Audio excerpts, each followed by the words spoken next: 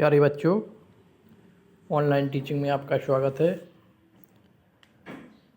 कक्षा 9th में भूगोल पोर्शन में मैं आपको लेसन 6 जनसंख्या, आज मैं इसके बारे में आपको जानकारी दूंगा। जनसंख्या, क्या आप मानव रहित विश्व की कल्पना कर सकते हैं जहाँ पर कोई मानव ना हो? ऐसा विश्व क्या हो सकता है? संसाधनों का उपयोग एवं सामाजिक तथा सांस्कृतिक वातावरण का निर्माण कौन करता है? समाज एवं अर्थव्यवस्था के विकास में मानव का महत्वपूर्ण योगदान होता है। मानव संसाधनों का निर्माण एवं उपयोग तो करते ही हैं, वे स्वयं भी विभिन्न गुणों वाले संसाधन होते हैं, क्योंकि यदि मानव किसी भी कार्य को नहीं करेगा तो वो स्वयं संसाधन नहीं बन सकता है। इसलिए मानव का होना उसमें अति आवश्यक है। कोयला तब तक चट्टान का एक टुकड़ा था जब तक कि मानव ने उसे प्राप्त करने की तकनीक का आविष्कार करके उसे एक संसाधन नहीं बनाया, क्योंकि जब तक मानव ने उसकी एक तकनीक अपना के पश्चात उसको एक संसाधन बनाया गया।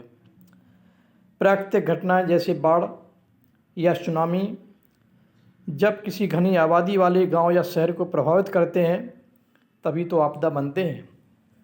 कभी भी आपने देखा होगा कि बाढ़ आती है या सुनामी आती है या कोई भी प्राकृतिक आपदाएं आती हैं, तो जब वो घनी आबादी को प्रभावित करते हैं या गांव या शहर को प्रभावित करते हैं तो वो आपदा कहलाती है। इसलिए सामाजिक अध्ययन में जनसंख्या एक आधारी तत्व है, अर्थात जनसंख्या का प्रमुख आधार है। यह एक संदर्भ बिंदु है जिससे दूसरे तत्वों का अवलोकन किया जाता है तथा उसके अर्थ एवं महत्व ज्ञात किए जाते हैं।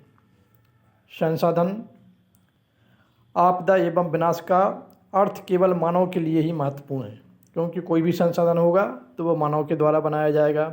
कोई भी आपदा आएगी तो उससे मानव प्रभावित होगा, कोई भी विनाश होगा तो उससे मानव ही प्रभावित होगा। इस तरह से उनकी जनसंख्या वितरण, वृद्धि एवं विशेषताएं या गुण पर्यावरण के सभी स्वरूपों को समझने तथा उनकी विवेचना करने के लिए मूल पृष्ठभूमि प्रदान करते हैं। मानव पृथ्वी के संसाधनों का उत्पादन एवं उपभोग करता है। जो भी पृथ्वी पर संसाधन होते हैं, जो भी उत्पादन किया जाता है, उसी का मानव उपभोग करता है। इसलिए यह जानना आवश्यक है कि एक देश में कितने लोग निवास करते हैं, वे कहाँ एवं कैसे रहते हैं, उनकी संख्याओं में वृद्धि क्यों हो रही है तथा उनकी कौन सी विशेषताएं हैं। भारतीय जनगणना हमारे देश की जनसंख्या में संबंधित जानकारी हमें प्रदान करती है। जो भी हमको इसकी गणना या इसकी जानकारी होती है, भारतीय जनगणना के आधार पर होती है। इस गणना को प्रति 10 वर्षों बाद किया जाता है। सबसे पहले हम जनसंख्या से संबंधित 3 प्रमुख प्रश्नों पर विचार करेंगे, जिसमें नंबर 1 जनसंख्या का आकार एवं वितरण। इसका आकार क्या है, इसका वितरण क्या है, यानी वितरण का मतलब कहाँ पर, किस प्रदेश में कितने लोग निवास करते हैं, लोगों की जनसंख्या कितनी है तथा वे कहाँ निवास करते हैं। नंबर 2 जनसंख्या वृद्धि एवं जनसंख्या परिवर्तन की प्रक्रिया। समय के साथ जनसंख्या में वृद्धि एवं इसमें परिवर्तन कैसे हुआ, इसके बारे में भी जानकारी, इस पर विचार करेंगे। नंबर 3 जनसंख्या के गुण या विशेषताएं। अब गुण या विशेषताओं में उनकी उम्र, लिंगानुपात का मतलब होता है कितने पुरुषों पर कितनी महिलाएं हैं। साक्षरता स्तर, उनका साक्षरता स्तर यानी कितने पढ़े लिखे हैं। व्यावसायिक संरचना, वो कौन कौन से व्यवसाय करते हैं तथा स्वास्थ्य की अवस्था क्या है, उनका स्वास्थ्य किस तरह का है। आज हम इसके बारे में आपको जानकारी दे रहा हूँ। सबसे पहले जनसंख्या का आकार एवं वितरण। भारत की जनसंख्या का आकार एवं संख्या के आधार पर वितरण। मार्च 2011 तक भारत की जनसंख्या 12,106 लाख थी, जो कि विश्व की कुल जनसंख्या का 17.5% थी।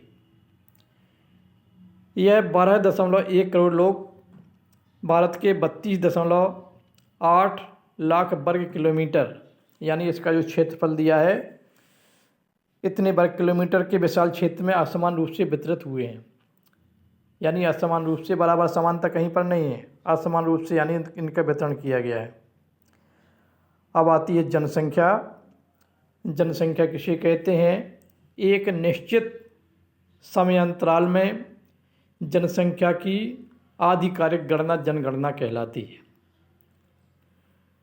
भारत में सबसे पहले 1872 ईस्वी में जनगणना की गई थी।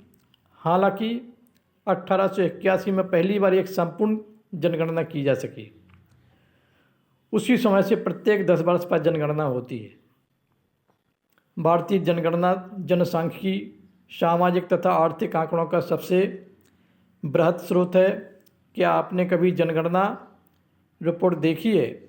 आप अपने पुस्तकालय में इसे देख भी सकते हैं, अर्थात इसके बारे में हम जानकारी भी कर सकते हैं। तो जो जनसंख्या का वितरण दिया गया है वो इस तरह से दिया गया है।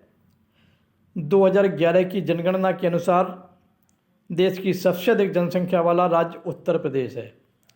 यानी हमारे यहाँ जितने भी प्रदेश हैं उन सभी प्रदेशों में जनसंख्या की दृष्टि से उत्तर प्रदेश प्रथम स्थान पर आता है, जहाँ की कुल आबादी 1990 लाख है।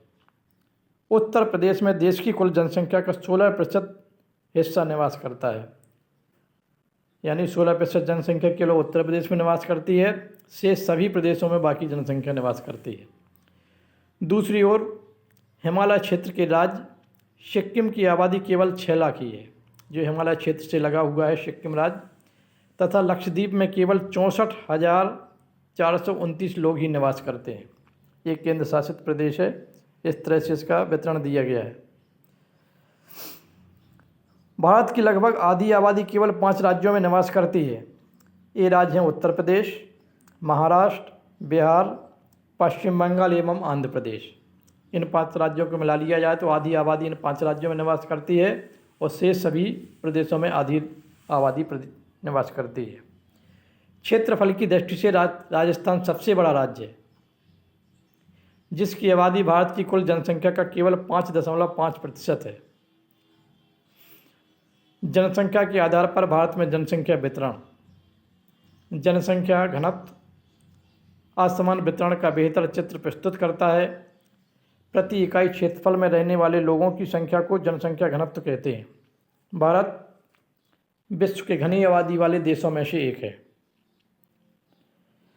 2011 में भारत का जनसंख्या घनत्व 382 व्यक्ति प्रति वर्ग किलोमीटर था। यानी एक वर्ग किलोमीटर में 382 व्यक्ति निवास करते थे।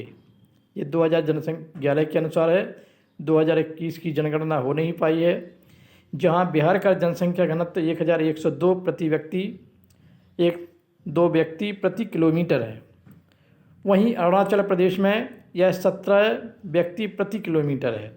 यानी एक वर्ग किलोमीटर में केवल 17 व्यक्ति ही निवास करते हैं। इस तरह से राज्य स्तरीय जनसंख्या घनत्व के असमान वितरण को ये दर्शाता है। तो ये मैप बना हुआ है। इस मैप के आधार पर आप इसको जान सकते हैं। अन्य राज्य तथा केंद्र शासित प्रदेश 2%, उत्तराखंड 1%, जम्मू और कश्मीर 1%, दिल्ली 1%, हरियाणा 2%, छत्तीसगढ़ 2%। इस तरह से पंजाब में 2%, असम में 3%, झारखंड में 3%, केरल में 3%, उड़ीसा में 3%, गुजरात में 5%, कर्नाटक में 5%, राजस्थान में 6%, तमिलनाडु में 6%, मध्य प्रदेश में 6%। इस तरह से यानी इसका जनसंख्या वितरण दिया गया है। ये मैप बना हुआ है। उत्तर प्रदेश में 16% जनसंख्या निवास करती है, महाराष्ट्र में 9%, बिहार में 9%, पश्चिम बंगाल में 8%, आंध्र प्रदेश में 7%। इस तरह से यानी ये जनसंख्या का वितरण दिया गया है। तो इस आधार पर यानी आप इसको समझ सकते हैं। इसके आगे 250 व्यक्ति प्रति वर्ग किलोमीटर से कम जनसंख्या घनत्व वाले राज्यों के नाम बताइए कि किन किन। तो इसके पहले आपने मैप देखा है, उसमें पूरा इसका वितरण दिया गया है। पर्वतीय क्षेत्र तथा प्रतिकूल जलवायु अवस्थाएं इन क्षेत्रों की विरल जनसंख्या के लिए उत्तरदायी है। जहाँ पर पर्वतीय क्षेत्र हैं या जहाँ की जलवायु अलग तरह की है, जहाँ पर हर चीज़ नहीं मिल पाती है, यानी ऐसी जगह जनसंख्या विरल अवस्था में निवास करती है, यानी वहाँ पर कम जनसंख्या रहती है। किस राज्य का जनसंख्या घनत्व 250 व्यक्ति प्रति वर्ग किलोमीटर से भी कम है और क्यों है? असम एवं अधिकतर प्रायद्वीप राज्यों का जनसंख्या घनत्व मध्यम है। पहाड़ी कटे छटे एवं पथरीले भूभाग, मध्यम से कम वर्षा, छिछली एवं कम उपजाऊ मिट्टी इन राज्यों के जनसंख्या घनत्व को प्रभावित करती है। उत्तरी मैदानी भाग एवं दक्षिण में केरल का जनसंख्या घनत्व बहुत अधिक है, क्योंकि यहाँ समतल मैदान एवं उपजाऊ मिट्टी पाई जाती है तथा पर्याप्त मात्रा में वर्षा होती है। उत्तरी मैदान के अधिक जनसंख्या घनत्व वाले 3 राज्यों के नाम।